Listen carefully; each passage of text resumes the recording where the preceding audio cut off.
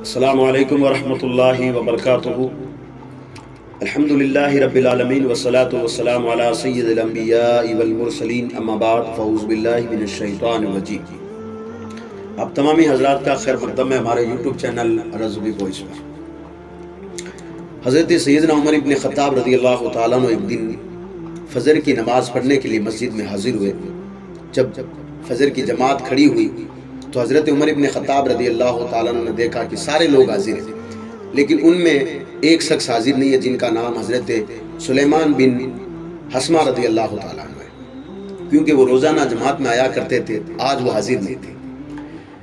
نماز پڑھنے کے بعد حضرت عمر ابن خطاب رضی اللہ تعالیٰ عنہ بازار کی طرف نکلے تو ان کے دل میں خیال آیا کہ سب سے پہلے تو سلیمان سے مل لیتے ہیں، کیونکہ ان کا گھر بازار کے قریب ہی تھا۔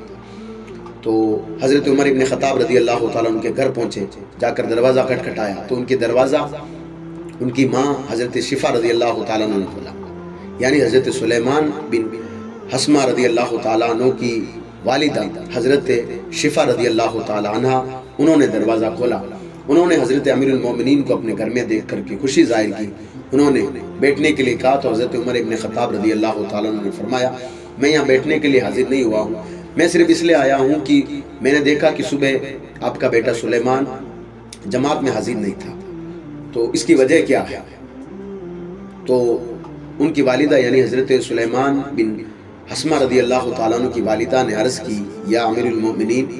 میرا بیٹا سلیمان ساری رات عبادت میں مشغول تھا، ساری رات جاگ کر اللہ تبارک و تعالیٰ کی تسبیح بیان کرتا رہا، ساری رات نفل نمازیں پڑھتا رہا۔ صبح فجر کی جماعت کے وقت اس کی آنکھ لگ گئی، پھر میں نے اس کو اٹھایا، تب تک جماعت کا وقت ہو چکا تھا، اس لیے انہوں نے گھر پہ نماز پڑھی ہے، اس لیے وہ مسجد میں آنا سکا۔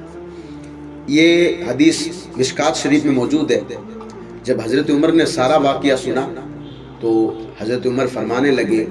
اے والدہ، میرے نزدیک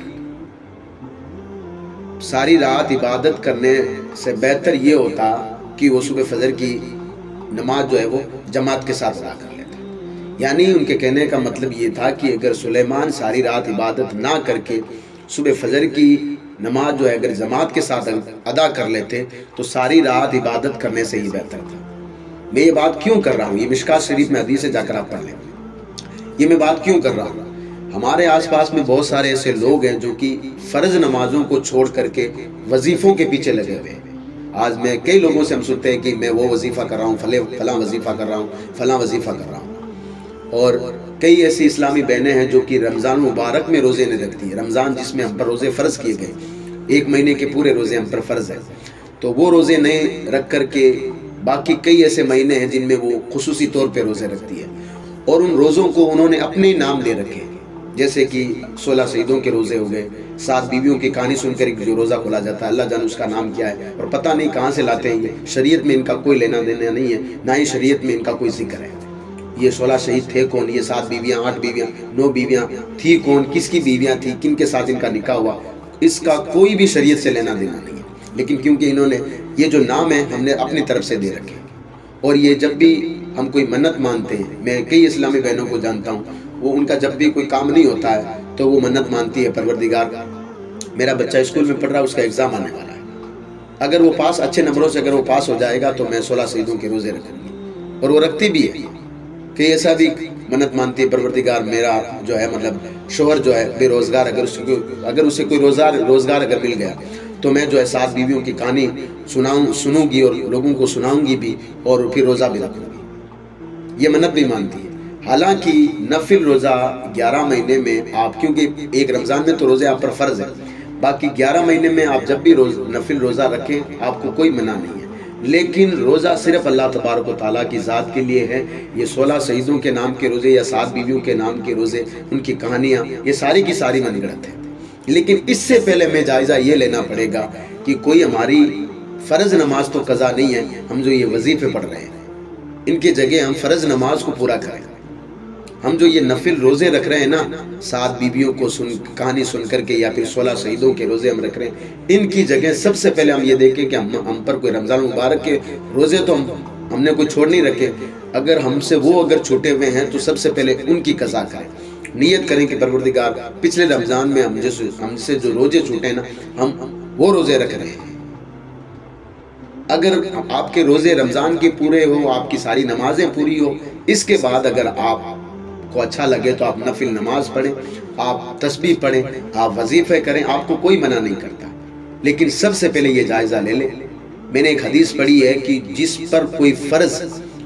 عمل جس کا کوئی باقی ہے اور وہ نفل نمازیں پڑھتا رہا، کوئی نفل عمل زور و شور کے ساتھ کرتا رہا، تو کل قیامت کے دن یہ نفل اس کے منہ پر مار دیا جائے گا۔ اور بہت سارے لوگ ایسے بھی ہیں جو کہ وظیفے کرنے کے چکر میں نماز کو اتنی جلدی جلدی پڑھتے ہیں کہ پتہ بھی نہیں چلتا ہے کہ انہوں نے سجدے کب کیے، انہوں نے رکوع کب کیا۔ یہ بات یاد رکھیں، کل قیامت کے دن یہی نماز اللہ تبارک و تعالیٰ کے سامنے حاضر ہوگی اور عرض کرے گی پروردگار تو اس کی حفاظت فرما، جس طریقے سے دنیا میں اس نے میری حفاظت کی تھی۔ اور جب آپ نماز کی حفاظت نہیں کرو گے تو یہی نماز اللہ تبارک و تعالیٰ کی بارگاہ میں آپ کے خلاف بولے گی، آپ اندازہ لگا لیں پھر آپ کا حال کیا ہوگا۔ تو کیونکہ ابھی ہمارے پاس یہ وقت ہے، آگے رمضان مبارک کا مہینہ آنے والا ہے اور اس وقت یہ ایک معزز مہینہ چل رہا ہے جس کے بارے میں حضور علیہ السلام فرماتے ہیں شعبان میرا مہینہ ہے۔ اس پر میں نے ایک ویڈیو بھی بنایا ہے، اس کو بھی جا کر آپ دیکھ لیں، تفصیل کے ساتھ میں نے اس میں بتایا کہ حضور علیہ السلام نے کیا فرمایا، اس کے بارے میں ہمیں کیا کرنا چاہیے۔ یہ رمضان کی تیاری کا مہینہ ہے، اس میں ہمیں چاہیے کہ اگر ہم پر کوئی روزے باقی ہیں تو جلدی سے جلدی وہ روزے ہم پورے کر لیں پہلے، اور ہماری نماز قضا ہے تو اس نماز کو سب سے پہلے ہم حساب لگائیں کہ نماز ہماری چھوٹی کب سے ہے، کتنی نمازیں ہو سکتی ہیں ہماری تقریباً، ان تمام نمازوں کا جو ہے آپ جو حساب لگائیں، ایک ڈائری میں لکھیں یا موبائل میں نوٹ بنا کر لکھیں اور پھر اندازہ لگا کر نماز پڑھتے جائیں۔ انشاءاللہ میں بہت جلد اسی پر میرا کام ابھی جاری ہے، چل رہا ہے کہ میں جلدی سے آپ کو یہ بتا سکوں کہ آپ جو ہے قضا نماز، اگر آپ کی پوری عمر میں اگر آپ نے قضا نماز نہیں پڑھی ہے تو آپ کو جلدی سے جلدی آپ اس کو کیسے ادا کر سکیں، اسی پر میرا کام چل رہا ہے۔ انشاءاللہ تبارک تعالیٰ بہت جلد میں یہ ویڈیو لے کر آؤں گا، وہ بھی پریکٹیکل طور پر آپ کو میں بتاؤں گا کہ آپ کی اگر ساری عمر کی نمازیں اگر قضا ہے تو آپ کیسے پوری کر سکتے ہیں۔ لیکن سب سے پہلے اگر آپ نفل روزہ رکھ رہے ہیں، نفل نماز پڑھ رہے ہیں، تو اس سے پہلے آپ اپنے دل میں اس بات کا خیال رکھیں کہ میری کوئی نماز اگر فرض نماز قضا ہے تو میری کوئی بھی نفل نماز قبول نہیں ہوگی، یہ بات آپ یاد رکھیں۔ تو کوئی جو وظیفے کرنے میں کوئی ابھی لگا ہوا ہے، کوئی تسبیح پڑھنے میں لگا ہوا ہے، کوئی اس سے بہتر تو یہ ہے کہ آپ جو ہے قضا نمازیں پڑھیں، جتنی آپ سے ہو سکے اتنی قضا نمازیں پڑھیں آپ۔ اور اگر کوئی نفلی روزے پورے کرنے میں لگا ہوا ہے کہ میں نفلی روزے رکھوں گی، میں وہ کروں گی، تو اس سے بہتر تو یہ ہے کہ آپ کے رمضان میں کتنے روزے پچھلے رمضان میں آپ سے جو روزے چھوٹے ہیں انشاءاللہ تبارک تعالیٰ ان کو آپ پورا کریں۔ یہ 16 شہیدوں کے روزے، یہ 7 بیویوں کی کہانیوں کے چکر میں آ کر کے آپ فرض جو ہے عبادت کو چھوڑ رہے ہیں، تو میں سمجھتا ہوں میرے سے اور آپ سے بڑا بیوقوف اس دنیا میں کوئی نہیں ہے۔ سب سے پہلے اس بات کا اندازہ لگا لیں کہ ہماری نمازیں کتنی قضا ہوئی ہیں، کتنے روزے ہمارے قضا ہوئے ہیں، پھر ان کو ایک کاپی میں لکھیں، ڈائری میں لکھ کر کے پھر آسانی کے طور پر کس طریقے سے ان کو ادا کیا جا سکے، کس طریقے سے ان کی قضا پوری ہو سکے۔ انشاءاللہ تبارک تعالیٰ میں ایک دن پریکٹیکل طور پہ آپ کو بتاؤں گا۔ اللہ تبارک و تعالیٰ ہم سب کو ایک اور نیک ہونے کی توفیق و رفیق عطا فرمائے۔ چینل کو سبسکرائب ضرور کر دیں، مہربانی ہوگی، ویڈیو کو شیئر ضرور کریں۔ السلام علیکم ورحمۃ اللہ۔